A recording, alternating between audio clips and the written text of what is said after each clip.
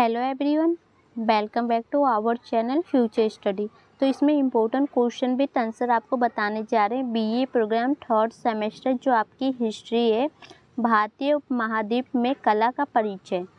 तो ये SY regular एनसीबीएफ सभी स्टूडेंट के लिए जिनके ऑफलाइन पेपर हो रहे हैं। एंड इसके यूनिट सेकेंड से हमने इम्पोर्टेंट क्वेश्चन लिया है। तो इससे पहले आपको हम बता दें, क्वेश्चन जो आपको यहाँ दिख रहा है इस क्वेश्चन का आंसर इसका इन सभी के आंसर हमने बता चुके हैं इससे पहले वीडियो में। इसके भी आंसर बता दिए हैं, इस क्वेश्चन का भी आंसर आपको देखिए। तो क्वेश्चन यहाँ तक के आंसर हमने कंप्लीट करा चुके हैं क्लास थर्ड में, और ये क्लास 4 है हमारा। तो इस वीडियो में हम क्वेश्चन आपको जो बताने वाले हैं, इस क्वेश्चन का आंसर आपको हम बताने जा रहे हैं। क्वेश्चन नंबर जो 10 दिख रहा है, गुप्त शासन के अंतर्गत मूर्ति कला का परंपरा की संक्षिप्त व्याख्या कीजिए। इसका आंसर आपको बताएंगे। एंड ये क्वेश्चन 9 और क्वेश्चन जो ये 6 है, ये दो क्वेश्चन का आंसर आपको नेक्स्ट वीडियो में बता देंगे। तो आपका ये यूनिट कंप्लीट हो जाएगा, ठीक है। तो इसका आंसर आप देख सकते हैं, आपको हम बताते हैं। और एक चीज़ और, पहले ये आप ये देख लीजिए, जो हमने आपको इम्पोर्टेंट क्वेश्चन बताए थे इसमें 24 इम्पोर्टेंट क्वेश्चन इसी में से आपके पेपर में आने वाला है। इसके बाद हमने आपका एग्जाम पैटर्न भी करा दिया है। इसका क्लास ये फर्स्ट है एंड क्लास सेकंड में हमने यूनिट कंप्लीट कर दिया। इन दो वीडियो में यूनिट थर्ड कंप्लीट हो चुकी है। और ये आप देख सकते हैं जो यूनिट सेकंड का है, एंड इसके बाद क्लास 4 कराने जा रहे हैं। तो यहाँ तक आप ये सभी वीडियो देख लीजिएगा। प्लेलिस्ट का लिंक आपको डिस्क्रिप्शन बॉक्स में मिल जाएगा। इंपॉर्टेंट वीडियो, अगर आपने एक वीडियो भी छोड़ दी ना, अगर मान लीजिए वही क्वेश्चन आ गया, तो फिर हमें न कहिएगा कि क्वेश्चन नहीं आया था, हमने नहीं पढ़ा था, ठीक है। तो गलती आपकी होगी। तो चलिए हम आपको आंसर बताते हैं। तो ये देख सकते हैं फाइनली ना, जो आपका क्वेश्चन का आंसर यहाँ से स्टार्ट हो रहा है। ऊपर हमने आपको क्वेश्चन बताया था, देखिए, गुप्त काल में मूर्ति कला का इतिहास, मतलब इतिहास के बारे में आपको जानना होगा कि इसका विकास कैसे हुआ, कब से कब तक था, कब फैला, कब, सब कुछ इसमें बताया जाएगा शुरू से एंड तक, ठीक है। तो जो आपका क्वेश्चन ऊपर आपको पता चली गया होगा, आंसर देखिए। वस्तु कला के समान मूर्ति कला का भी गुप्त काल में अत्यधिक विकास हुआ। तो पहले जैसे कि वस्तु कला का विकास होता था ना, अब मूर्ति कला का भी विकास होने लगा गुप्त काल में, ठीक है। गुप्त सम्राटों के संरक्षण में भागवत धर्म का पूर्ण विकास हुआ। तो जो गुप्त सम्राट थे उनके जो संरक्षण में कौन से धर्म का विकास हुआ था, तो भागवत। उनकी सहिष्णुता की नीति ने अन्य धर्म एवं संप्रदायों को फलने फूलने का अवसर प्रदान किया, और उनके जो अच्छे व्यवहार के कारण ना उनके बाकी के धर्म भी फैलने फूलने लगे और अच्छे अच्छे धर्मों का पालन करने लगे। जैसे कि परिणाम स्वरूप देखिए, इस काल में विष्णु, शिव, सूर्य, गणेश, तो ये सब देवी देवताओं के नाम है। इन सभी का नाम देखिए, कुबेर, पार्वती, दुर्गा आदि विभिन्न हिंदू देवी देवताओं की प्रतिमाओं के साथ साथ बुद्ध, बौद्धिस्तर एवं जैन तीर्थकारों की मूर्तियों का निर्माण किया गया। तो जो विभिन्न देवी देवता होते हैं, जैसे कि आपको यहाँ सभी के नाम दिख रहे हैं, इन सब का निर्माण किया गया। इनकी सभी की मूर्तियाँ बनाने जाने लगी और इनकी पूजा पाठ की जाने लगी गुप्त शासन काल में, ठीक है। तो सभी के आपको नाम याद रखने हैं। आप देवी देवताओं के नाम हिंदू धर्म में जो भी होते हैं आप उनका लिख सकते हैं यहाँ पर। तो ये इसका नेक्स्ट देखिए, गुप्त युगीय मूर्तिकारों ने कुशासन कालीन, नागत एवं पूर्ण मध्यकालीन प्रतीकात्मक सूक्ष्मता के विसंतुलित सामान्य स्थापित करने में सफलता प्राप्त की। जहाँ कुशासन काल में प्रदर्शन वस्त्र विनिमय का प्रयोग मार्शल सौंदर्य को प्रकट करने के लिए किया जाता था, वहीं गुप्त काल में इसका प्रयोग इसे आकृतिक करने के लिए किया जाने लगा। तो जो गुप्त काल में ना, इसमें ये होता था कि जो प्रतिमाएं होती थी, मूर्ति, उनको सौंदर्य दिखाने के लिए उनके जो वस्त्र तैयार किए जाते थे, आकृति बनाए जाते थे, सुंदर सुंदर वस्त्र और उनकी मूर्तियां बनाकर उन्हें सजाया जाता था, ठीक है। यही कारण है कि गुप्त मूर्तियों में अध्योपत्य, आध्यात्मिकता, भ्रष्टता एवं शालीनता दृष्टिगोचर होती है। यहाँ तक कि इस समय की बनी बुद्ध मूर्तियों भी गांधार शैली के प्रभाव से बिल्कुल अछूती है। कुशासन मूर्तियों के विपरीत उनका प्रभामंडल अलंकृत है। तो यहाँ देख लें, यहाँ तक आपके जो ये गागर शैली होती है, इसके बारे में हमने पहले वीडियो में बताया रखी। तो उनकी जो मूर्तियाँ होती हैं उनसे प्रभाव से थोड़ी अछूती होती है और इनकी मूर्तियों के विपरीत होती है, और इनमें अलग अलग किस्म के बनाए हुए होते हैं। नीचे देखिए, अब एक एक मूर्ति के बारे में बताया जा रहा है। बौद्ध मूर्तियाँ जो कौन सी होती है, गुप्त युग की 3 बौद्ध मूर्तियाँ। तो गुप्त युग की 3 बौद्ध मूर्तियाँ होती है, ये तीनों के नाम यहाँ देख लीजिए। सारनाथ की बुद्ध मूर्ति, मथुरा की बुद्ध मूर्ति, सुल्तान नगज की बुद्ध मूर्ति। तो ये 3 होती है जो बौद्ध धर्म की आप कह सकते हैं। एंड ये देखिए अब एक एक के बारे में यहाँ पर एक्सप्लेन किया गया है ये होते क्या है। तो फर्स्ट पॉइंट आपका ये बनता है, ये आपको दिख रहा है सारनाथ की बुद्ध मूर्ति। बौद्ध मूर्तियाँ अभय, ब्रह्म, ध्यान, भूमि स्पर्श, धर्म चक्र, पर्वतीय आदि मुद्राओं में है। मतलब ये सभी इनमें जो मूर्तियाँ होती है किस पर बनी होती है, मुद्राएं, मतलब पैसे के ऊपर, सिक्के के ऊपर बनाए जाते हैं। इसमें सारनाथ की बुद्ध मूर्ति अत्यधिक आकर्षित है और इसमें सबसे ज़्यादा जो इम्पोर्टेंट है ये वाली मूर्ति है।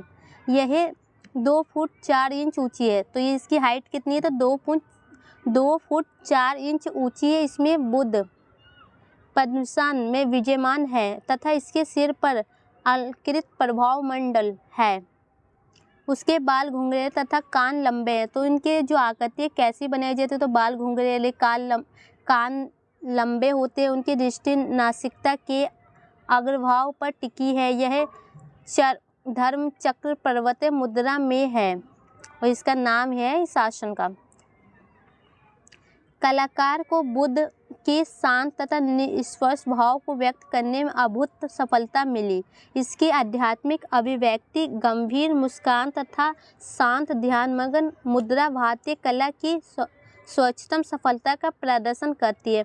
और जो बुद्ध जी की मूर्ति बनी है एकदम शांत है, एकदम जो भी इसके कलाकार हैं उनको सफलता मिल गई है। उनकी मूर्ति को बनाने एकदम शांत मुस्कान है चेहरे पर, ये सब बनाने में उनकी सफलता मिली और ये भारतीय कला का ना एक अच्छा परिणाम है।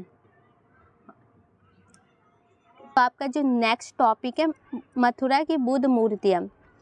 मथुरा की गुप्तकालीन बुद्ध मूर्तियों में 2 विशेष रूप से उल्लेखनीय है। दोनों खड़ी मुद्रा में है जिनकी ऊंचाई 7 फुट 2.5 इंच के लगभग है। तो इनकी हाइट कितनी है, 7 और 2.5 इंच के लगभग है जो मथुरा की मूर्ति है गुप्तकालीन की। देखिए पहली मूर्ति जो मथुरा के जलालपुर में मिली थी में बुद्ध के कंधों पर सांघतिक है। उनके बाल घुंघरेले हैं, कान लंबे तथा दृश्य नासिका के अग्रभाव पर टिकी हुई है। उनके मस्तक के पीछे गोल अलंकृत प्रभावमंड है। दूसरी मूर्ति में अत्यधिक आकर्षण एवं कलापूर्ण है, जिसके मुख्य की शांति एवं ध्यान मुद्रा दर्शनीय है। बुद्ध की मुद्रा शांत एवं गंभीर है तथा चेहरे पर मध्य मुस्कान का भाव व्यक्त किया गया है। तो जो ये हमने ऊपर देखा इसमें भी वही बताया गया कि जो पहले मूर्ति में बाल घुंघरेले, कान लंबे दिखाई देते हैं, लेकिन सेकंड में ऐसा दिखता है उनके फेस पर मुस्कान है, शांति और एकदम शांत में बैठे हैं और अपने जो कहते हैं ना तपस्याएं करते हैं उस टाइप से। तो देखिए और सकते हैं इसके आगे का जो आपका पॉइंट ये है, यहाँ देखिए मथुरा शैली में निर्मित बुद्ध की अकेली ऐसी प्रतिमा है जो कुशासन कला से प्रभावित है। तो जो मथुरा में एक ऐसी भी जो प्रतिमा मतलब मूर्ति है जो किससे प्रभावित है, कुशासन कला से प्रभावित है। कुमारगुप्त प्रथम 415 से 455 ईस्वी के समय मन कुहार इलाहाबाद से मिलती है। और किससे मिलती है, इलाहाबाद से मिलती है। यह अभय मुद्रा में सिंहासन पर आसीन है। इसका सिर मुंडलित एवं उद्भव भाग नग्न तथा मशाल है। ऐसा प्रतीक होता है कि इस कला का बाद में पूर्णतः त्याग कर दिया गया था, क्योंकि यह तकनीकी सौंदर्य बोध के अनुकूलन नहीं थी। अन्य सभी मूर्तियों के सिर पर घुंघरेले बाल दिखाई गए थे और इसमें ना जो बाल उनके घुंघरेले नहीं दिखाए थे, ऐसा इनको प्रतीक होता है ना इस मूर्ति को देख कर कि जो इनके सौंदर्य का अनुकूलन नहीं है, मतलब इसका कोई अस्तित्व नहीं है। इन्हें ऐसे ही बनाया गया था लेकिन इसको बाद में रोक दिया गया था, इसको पूर्णतः त्याग दिया गया था इस प्रतिमा को बनाते समय। एंड नेक्स्ट पॉइंट आपका है, तो ये देख सकते हैं वैष्णव मूर्तियाँ। गुप्त शासन में वैष्णव मत के पोषक थे, अतः उनके समय में भगवान विष्णु बहुसंख्या प्रतिमाओं का निर्माण किया गया। और तो इन शासन काल में किसका निर्माण किया जाता, जो विष्णु भगवान है उनका निर्माण किया जाता था। चंद्रगुप्त द्वितीय ने विष्णु पद नामक पर्वत पर विष्णु स्तंभ स्थापित कराया था। और जो चंद्रगुप्त मौर्य थे द्वितीय, उन्होंने किसका, विष्णु का जो पद होता है उनका नामक स्थान बनाया गया था वहाँ पर पर्वत पर। सिकंदर गुप्त के काल में भगवान विष्णु की एक मूर्ति स्थापित की गई। तो जो सिकंदर है उनके काल में कौन सी भगवान की मूर्ति स्थापित की गई थी, तो विष्णु भगवान की। गुप्त काल की विष्णु मूर्तियाँ चतुर्भुजीय है और उनकी जो मूर्तियाँ होती थी किस टाइप की होती थी, चतुर्भुजीय।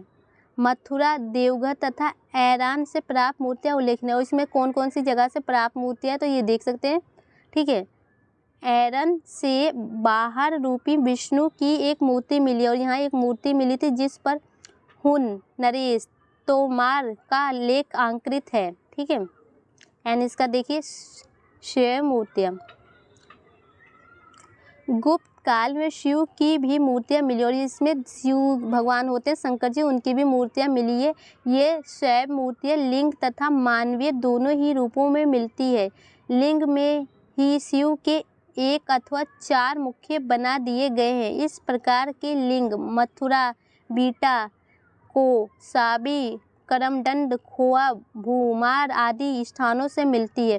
तो ये अलग अलग जो ब्लैक से नाम लिखे हैं आपको दिख रहे हैं, यहाँ पर इनकी शिव की मूर्तियाँ मिली है अलग अलग स्थानों पर, ठीक है। इसमें करमदंड से प्राप्त चतुर्मुखी तथा खोआ से प्राप्त एक मुखी शिवलिंग उल्लेखनीय है। तो ये 2 जगहों से ना, एक में चतुर्मुखी जो शिव की मूर्ति मिली और एक में एक मुखी शिवलिंग जो होती है शिव जी की वो मिली है। एक मुखी शिवलिंग भूमार के शिव मंदिर के गर्भगृह में स्थापित है। और ये कहाँ पर स्थापित है, तो जो यहाँ पर देख सकते हैं इसका नाम लिखा है, शिव मंदिर के गर्भगृह में स्थापित है। इन मूर्तियों को मुख्य लिंग कहा जाता है और इसको इस नाम से पुकारा जाता है। मुख्य लिंगों के अलावा शिव के अर्धनारीश्वर रूप की 2 मूर्तियाँ मथुरा संग्रहालय में सुरक्षित है। विदिशा के शिव हरिद्वार स्वरूप की एक प्रतिमा मिली है जो इस समय दिल्ली संग्रह में है। और एक जो शिव की मूर्तियाँ होती है हरिद्वार में जो मिली है वो दिल्ली में है, स्थापित है। एंड लास्ट जो आपका पॉइंट है, अन्य देवी देवताओं की मूर्तियाँ। इन सभी हिंदू देवी देवताओं की मूर्तियों के अलावा भी गुप्त काल में अनेक देवताओं की मूर्तियों का निर्माण किया गया। भूमार के मंदिर में यन, सूर्य, ब्राह्मण, कुबेर, गणेश, सिकंदर, हिंद, दुर्गा आदि की मूर्तियाँ दीवालों के चैत्य गर्भगृह पटरियों में बनी हुई है। तो यहाँ पर देख सकते हैं अन्य और भी काफ़ी सारे देवी देवता हैं जिनकी मूर्तियाँ बनाई गई है, सभी दिखने को आपको मिल रहा है। तो इसी टाइप से आपको लिखना है। इसमें सिर्फ आपको यही बताना है देवी देवताओं के बारे में, कौन सी मूर्ति कब बनी है, कहाँ से प्राप्त हुई है और कैसी दिखाई देती है, उनको किस टाइप से बनाया जाता है। क्वेश्चन का आंसर मेन आपका यही बनता है। और प्लीज़ ये सब वीडियो आप देख लीजिएगा, इंपॉर्टेंट वीडियो। एंड हमारे एक चैनल न्यू बनाए, प्लीज़ इसको सब्सक्राइब करके एंड सपोर्ट मी। इस पर आप देख सकते हैं हमने अभी न्यू चैनल स्टार्ट किया, इसको सपोर्ट कीजिए और इस पर 1K सब्सक्राइबर प्लीज़ कर दीजिए। जल्द से जल्द इस पर हम शॉर्ट वीडियो अपलोड करते हैं। आप सभी स्टूडेंट्स से रिक्वेस्ट है प्लीज़ सपोर्ट कीजिए चैनल को और बाकी की वीडियो आप देख लीजिएगा। इसकी क्लास 5 बहुत जल्द अपलोड कर दी जाएगी। अगर आपको नेक्स्ट वीडियो चाहिए आंसर के, इंपॉर्टेंट क्वेश्चन विद आंसर के, तो कमेंट बॉक्स में मैसेज जरूर कीजिएगा। टेलीग्राम ग्रुप ज्वाइन कर सकते हैं, लिंक डिस्क्रिप्शन बॉक्स में मिल जाएगा। वीडियो को शेयर कीजिए। Thank you.